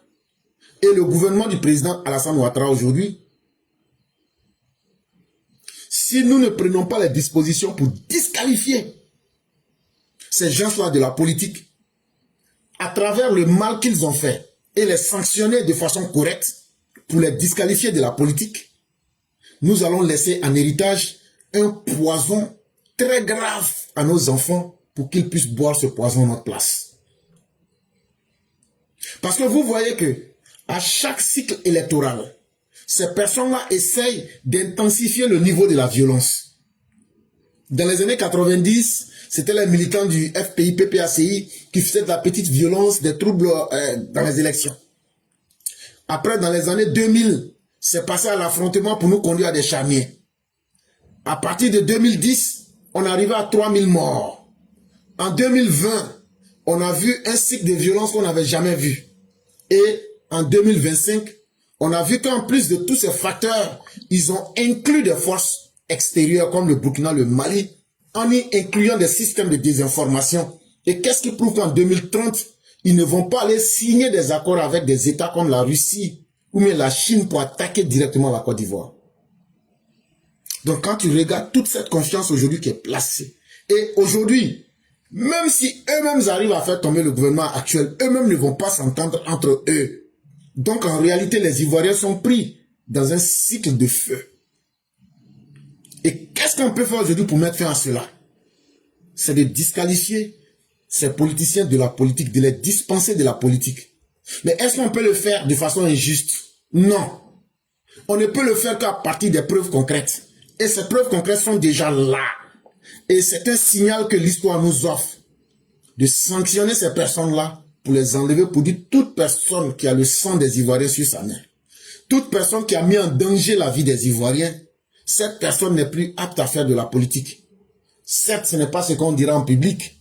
On dira, vous avez posé tel acte mérite 20 ans, et ces 20 ans-là feront que vos droits civils et politiques vous sont retirés. Aussi simple que cela. Si c'est la perpétuité qu'on accorde, je vous jure qu'une fois que cela est fait, est-ce que c'est bien appliqué, ces personnes seront déjà disqualifiées parce que le minimum que ces personnes ont aujourd'hui, c'est 50 ans. Et donc, ajoutez 20 ans là-dessus. Vous verrez que si ces personnes ne sont pas capables d'agir politiquement, peut-être qu'elles vont le faire en sous-main ou à travers des proxys. Mais ça ne sera pas la même chose. Parce qu'il ne faut pas être suffisamment bête pour venir répéter les mêmes erreurs. Mais il faudrait que le gouvernement actuel donne un signal extrêmement fort. Parce que souvent, il y a des problèmes dans les pays. Et il faut des hommes forts pour pouvoir casser cette dynamique-là. C'est comme Mao Zedong, par exemple. Quand il a pris la Chine était confrontée à un problème de drogue. Mais il a cassé le noyau. Et c'est ça aujourd'hui qui s'offre à nos hommes politiques du RHDP, le président Ouattara. Comment casser ce noyau de la violence pour une bonne fois? Ça va faire beaucoup crier, mais ça va sauver d'abord la Côte d'Ivoire. Et c'est la Côte d'Ivoire d'abord qui compte. Avant ce que les autres peuvent penser. Avant ce que les gens diraient, c'est d'abord la Côte d'Ivoire et ses enfants qui doivent vivre. Et qui doivent vivre en sécurité. Et ceux qui veulent faire de la politique doivent la faire avec un esprit d'être un plus et non d'être une menace pour les Ivoiriens. Voilà comment moi je vois la chose. Ok, vraiment merci beaucoup, cher René. Ça, vous avez répondu à la question. J'ai une deuxième question, si vous me le permettez. Il n'y a pas de problème. Que pensez-vous de l'avenir politique de Bion? Bion n'a jamais été un homme courageux en politique. Et c'est ça qui est son plus grand problème. Parce que nous, ça nous fait rire. Mais Bion a commis une grave erreur en allant sous le nom de parti COD. Alors que celui qui était Tidiane Thiam s'est balayé lui-même de la scène politique. En 2020, Bion voulait aller. En politique, là, ce qui est le plus dur à acquérir, là, c'est l'argent. Même si tu n'as pas les idées, tu peux avoir les idées et des hommes d'idées pour t'entourer. Mais quand tu n'as pas l'argent, là, tu n'en as pas. Tu n'as pas. Or, je l'estime, hein, étant un grand financier du PDCI, j'estime que ce n'était pas l'argent qui était son problème. Et donc, 50% de ces problèmes sont déjà résolus. Maintenant, qu'est-ce qui manquait véritablement et qu'est-ce qui a toujours manqué véritablement à Bion? C'est que c'est d'abord quelqu'un qui n'est pas charismatique. Ça, c'est naturel, hein. Mais on peut aussi travailler sur ça. Et donc là, il aurait fallu qu'il travaille sur son charisme. La deuxième chose qui lui a manqué, il n'est pas courageux. C'est quoi j'appelle le courage? Le courage, c'est savoir profiter des opportunités. Et si vous avez suivi le début de l'émission, j'ai parlé de l'opportunité et de l'opportunisme. Je ne sais pas si vous avez suivi. Oui. Voilà. Et donc, tous les hommes dans ce monde-là, il y a des opportunités qui s'offrent à nous. Mais quand toi-même tu ne sais pas saisir ton opportunité là, tu auras la chance que tu es malheureux, alors que c'est ton manque de courage qui fait que tu n'arrives pas à saisir tes opportunités. Je prends un exemple par exemple. On dit non, il y a un concours qu'on doit passer pour avoir peut-être un boulot. Et toi tu te dis, ah comme il y a trop de corruption là, moi je suis pas sûr, moi-même je ne vais pas passer le concours là, je ne vais pas aller gaspiller un peu d'argent que j'ai en main là. Mais cher frère, en essayant là, ça pouvait marcher aussi, comme ça peut ne pas marcher. Mais le fait de ne pas essayer là, tu t'es mis en retard ou bien c'est ce qui t'arrange. Et Bion est de type de ces personnes-là. Jusqu'à la fin, même en 2025 là, on a eu l'impression qu'il partait déjà en victime résignée. Alors que toutes les opportunités au sein du PDC étaient là. À partir du moment où Tidjam Thiam ne tenait plus, c'est la campagne interne à l'intérieur du PDC, avec l'argent qu'il a là. Les gens du PDC, on les connaît. Il suffit que tu les attires avec l'argent. Tu les mets autour de toi. Et tu fais ta campagne. Quand les gens vont voir que un gars comme Guikawe, par exemple, là, qu'est-ce qui aurait pu empêcher Guikawe de se rapprocher de lui? C'était à lui d'aller vers Guikawe, de convaincre Guikawe, d'utiliser la frustration de Guikawe. Et tout ça, ce sont des opportunités. Mais donc tu vois que dans ce manque de courage, il y a aussi le manque de volonté. Et donc ça nous demande déjà que c'est quelqu'un, étant dirigeant, il ne vient que pour nous copier. C'est un enfant gâté. Ce sont les fils à papa qui n'ont jamais rien fait d'eux-mêmes et qui ne peuvent rien faire d'eux-mêmes. Pour eux, là, tout doit être servi. Et si vous donnez le pays à un tel individu, sachez que c'est un enfant gâté que vous avez mis à la tête du pays. Et ça aussi, c'est un handicap pour eux. Les enfants à papa ne savent pas qu'il faut se battre. Ne savent pas que pour que le peuple ait confiance en quelqu'un, il faudrait qu'on voit la capacité de résistance de cette personne. Or, quand tu regardes Jean-Louis Bion là, c'est qu'on a fait à Chakadjan là. Est-ce qu'on lui fait là, est-ce que lui peut tenir? Non, il peut pas. Donc, voilà. Or, quelqu'un qui peut même pas tenir face aux assauts. Or, c'est qu'on a fait. Quand je dis face aux assauts, je n'ai pas dit monsieur Zasso avec Z. Je parle de assaut. A-S-S-A-U-T-S.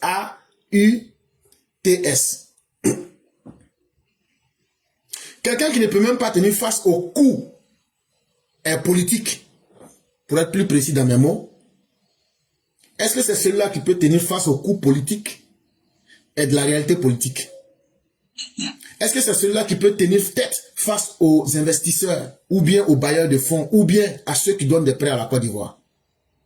Est-ce que c'est un tel individu qui peut tenir, quand on voit aujourd'hui les pays de l'AES qui veulent déstabiliser la Côte d'Ivoire? Donc, tous ces signes-là nous permettent de comprendre que c'est quelqu'un qui n'était pas à la hauteur des rendez-vous. Il est certes parti à cette présidentielle-là en tant qu'un figurant, mais même en 2030, il ne sera pas prêt. Ça aussi, on voit ça déjà. Ok, merci beaucoup, cher frère. Je n'ai pas abusé de ton temps. Je préfère m'arrêter là. Merci beaucoup. Il n'y a pas de problème. C'est nous qui vous disons merci. Et surtout, merci pour cette très belle question. Et on vous souhaite une excellente soirée. Merci. Merci beaucoup.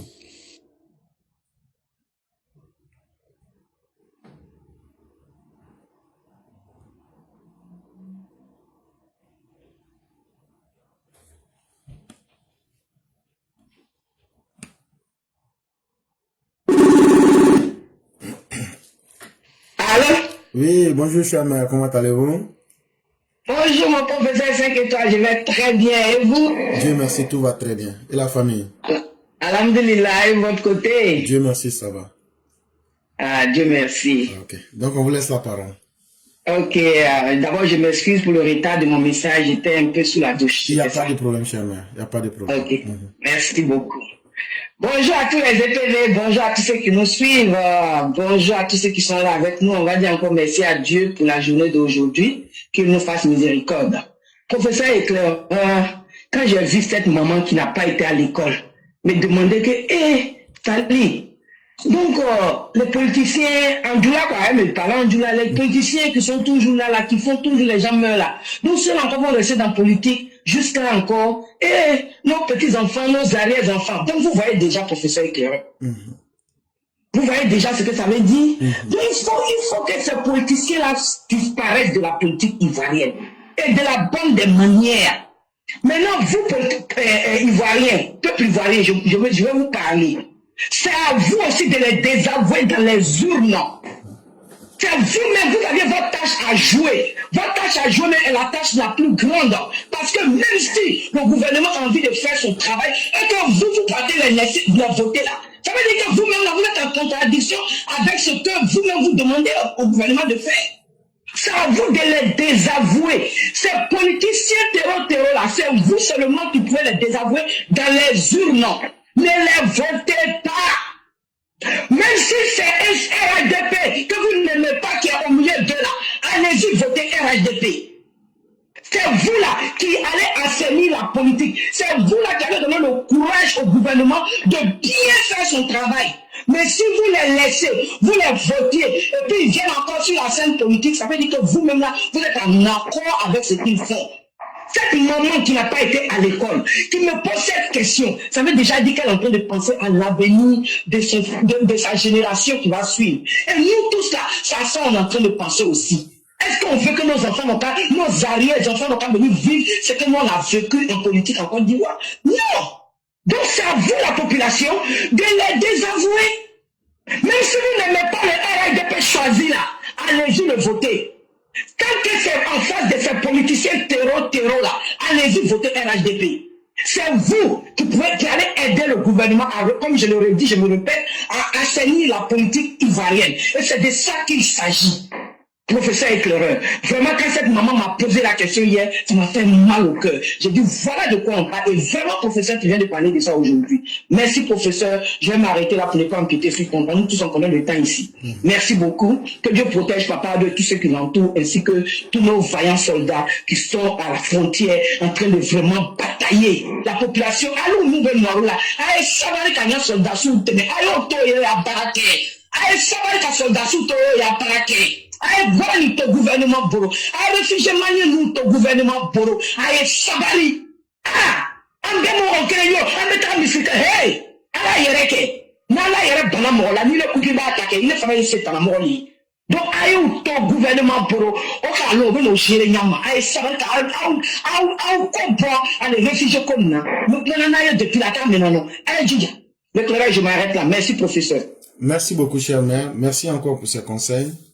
En tout cas, ceux qui vont jouer les courageux pour accueillir ces gens-là, tout ce que vous allez gagner dedans, quand ils vont vous massacrer, là, nous on va regarder à la télévision et puis on va dire, c'est fini, on va vous oublier. On s'en fout du reste. C'est pas nous, on va mourir à votre place. Donc pourquoi on va craindre?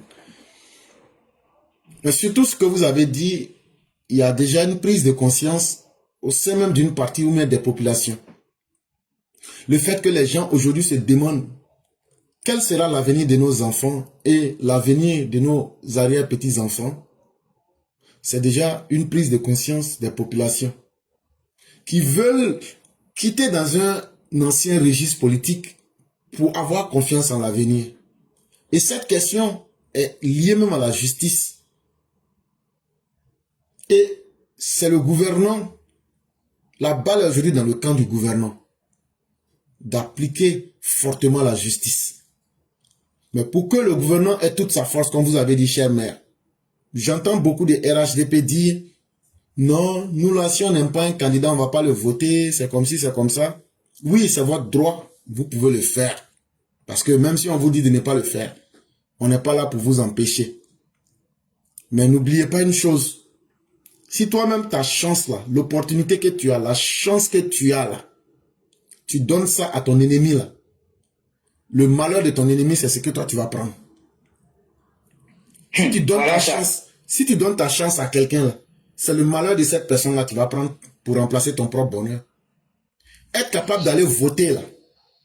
Si vous voyez que les opposants souffrent aujourd'hui là, c'est parce qu'ils n'ont pas inscrit leurs militants sur les listes.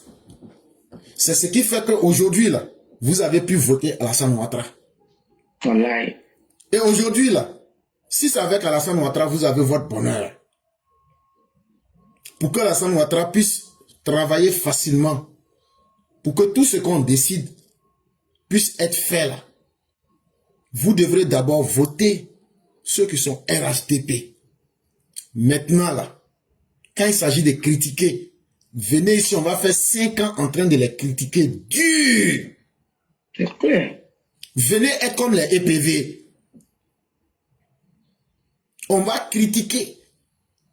Je crois que c'est la meilleure manière de faire changer les gens. Mais dire non, on ne va pas les voter, on va laisser ça comme ça. Ah, si tu laisses parce que tu es fâché, la politique là, c'est pas avec émotion. Voilà. Si politique là, si c'était émotion là, il y a des gens qui sont plus émotionnels que vous. Mais si vous voulez vous voter, si vous voulez vous ne votez pas, nous on s'en fout. Ah, c'est vous qui vivez dedans là-bas. C'est pas moi, je vis dedans. Moi là, pour moi là, pas parler là. Mais en tout cas, nous on ne va pas vous mentir. Il n'y a pas de choix qui est parfait dans ce monde. Mais l'effort qui a été fait là, on est sorti, on vous a expliqué. Est-ce que ce choix-là ne vous arrange pas? Dans la vie là, si tu veux que quelque chose t'arrange à 100% là, ah, c'est que toi tu n'auras pas quelque chose. Voilà. Les 10%, mais les 1% qui manquent là, faut accepter ça et puis tu évolues. Si on veut que tout n'a qu'à être comme ce que chacun de nous veut là, est-ce que ce que quelqu'un veut là, est-ce que c'est ce que moi je veux, alors qu'on est dans le même parti? Donc on va jamais s'entendre. Donc là, le choix du parti doit être le choix de tous les militants. Pourquoi? Parce que ce n'est pas le choix des individus qui peut représenter le choix de la majorité. Ça, c'est un principe qui est simple. Ce que moi je veux là, ça peut pas être le choix que tout le monde veut. Donc c'est que vous, votre candidat qui n'a pas été choisi là, c'est la majorité des militants qui disent qu'ils ne veulent plus de ces candidats là. On vous a déjà expliqué comment les gens ont été choisis. Maintenant, si vous vous obstinez à partir, c'est votre choix. Mais il faudrait que le RHDP lui-même en son sein, quand ces élections-là vont finir là, en tout cas selon moi, il faut donner une leçon à ces indépendants qui sont partis en défiant le parti. Même s'ils gagnent, qu'ils veulent revenir, on doit leur dire non, non, non, c'est bon. Si on a la majorité, on doit sacrifier pour donner une leçon.